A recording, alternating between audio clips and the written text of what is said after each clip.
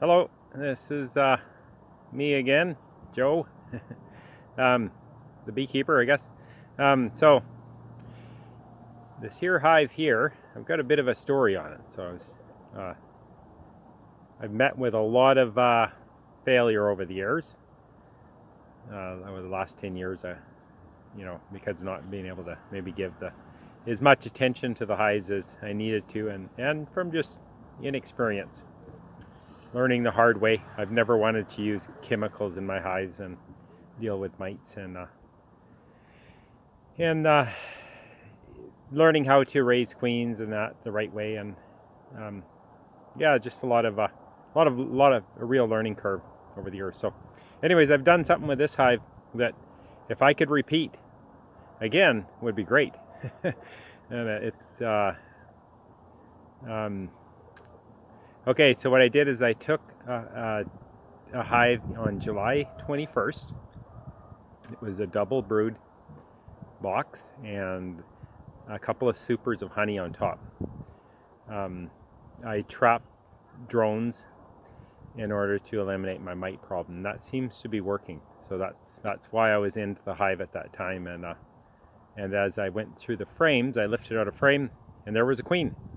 I was like, wow, I wanted to make up a couple extra hives that year, because I thought, I have such hard times wintering. I've had a difficult time wintering, and it's always nice to have a couple extra newts on hand that can help make it through the winter, perhaps, and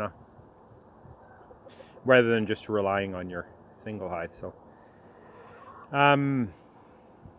So I took her out in one other frame, and I brought her over here on 21st of July and put her in there and locked it off really well so that she wouldn't, easy to defend the front of the hive there, and they took off from there. And I did feed SERP later in the year to keep them, get them heavied up for winter. I wintered them actually just on the lower box, just the one deep. And I find that to be sufficient. So I actually also run 2-inch cedar, and I've designed my own size of box for it to make 9 frames that fit properly in the same width of box, but I've reduced it 1 frame so that I can go 1.5 inch cedar all the way around the box, and that way I don't have to wrap. I don't have to worry about winter. I can run them in the summer, and I can run them in the winter. And in the fall and the spring, you never have that time whenever it's less protected. And it's been really, really good for me that way. Less hassle. Just run on the lid. Sometimes I'll lift the lid up and put a rock underneath it or something to create a little vent space up there. I think that helps ventilate the hive in the summertime when it gets really hot. But otherwise, all year round, just like that. And so yeah, that's right. Now I got to get back to my story here. So yeah, the other hive that I had taken her out of, I put the honey supers back on, the double deep full of bees, July 21st. I put the 2 honey supers back on, left them for 10 days. Now we're looking at about August, a couple of days into August. I took the honey supers off, harvested the honey supers at that time, got the regular kind of honey crop that I would have gotten. I took and split. I moved the top box over, put it on another bottom right next to it. The top box typically has a lot more honey in it. So the thought was, well, if I move the top over, and it's got queen cells being made there, and there was also queen cells in the bottom one, that they will have less bees, because the bees are going to go out and then they're going to go back to the original one. So more of them will, yeah. So, and that's what happened. So the bottom box, turns out that time of the year, usually is fairly light. And most of the honey gets stored in the top one. So that worked out well. So the most of the bees went back to the bottom one, and they were field bees coming in with honey. Lots of honey coming in yet. It's sufficient enough to heavy up the box some. And then I found an extra frame with a queen cell on. So I thought, well, I'm going to try for another one. I'll try for a third one. So I did. I took that out and I moved it on the same, a little further over, and a small mating nuke that was actually I think I've showed it in another video. I used the one side of the small 3-frame mating nuke and set them in there, and they took off from there, and then I moved them from there to a full-size hive a few weeks later. But so these are very late nukes, you know, July 21st. You know, so by the time it was actually queen cells and mated, you know, I'm well into August by now.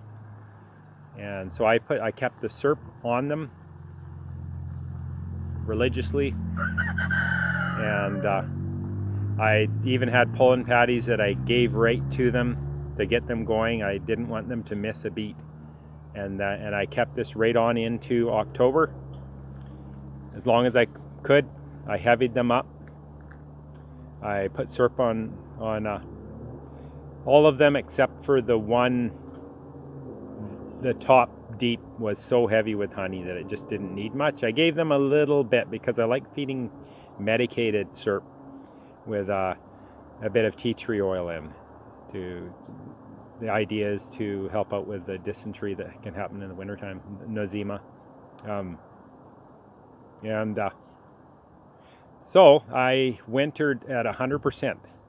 So in the springtime, this is the old mother hive. Now she's getting to be an older queen in here, but she has no signs of slowing down. She's going nuts.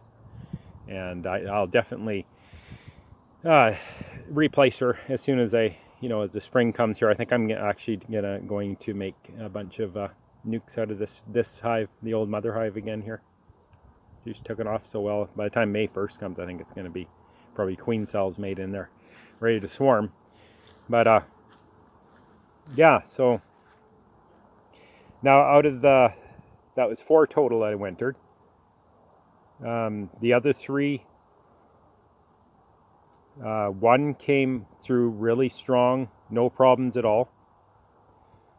The second one had a fair bit of dysentery and quite a, they got quite a few of them died, but still sufficient that they're really taking off, and by the time May 1st hits, they're going to be a strong hive, I believe. And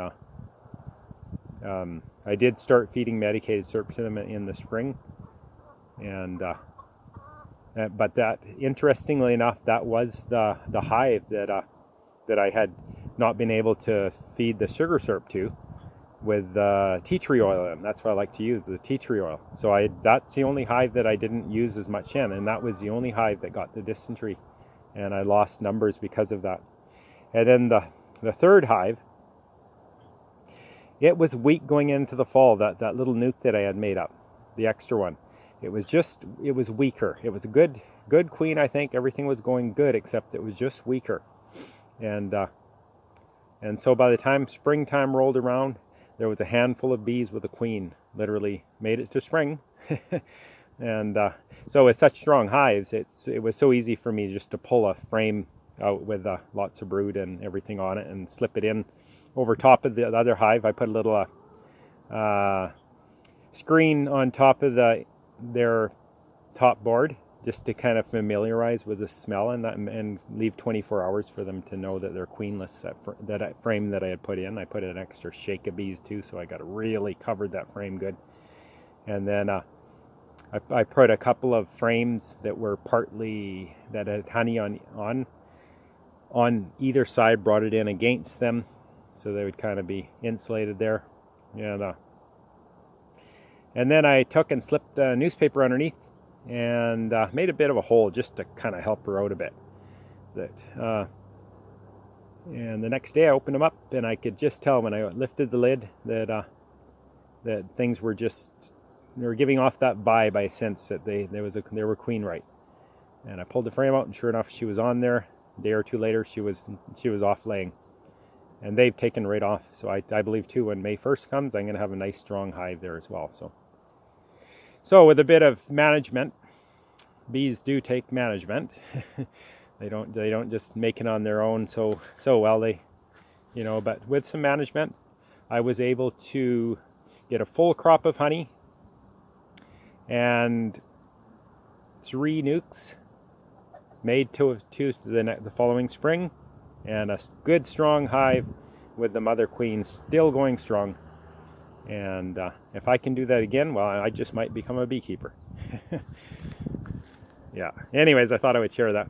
And I am going to try that again and see if I can do that again, because it worked. Yeah. Okay, bye for now.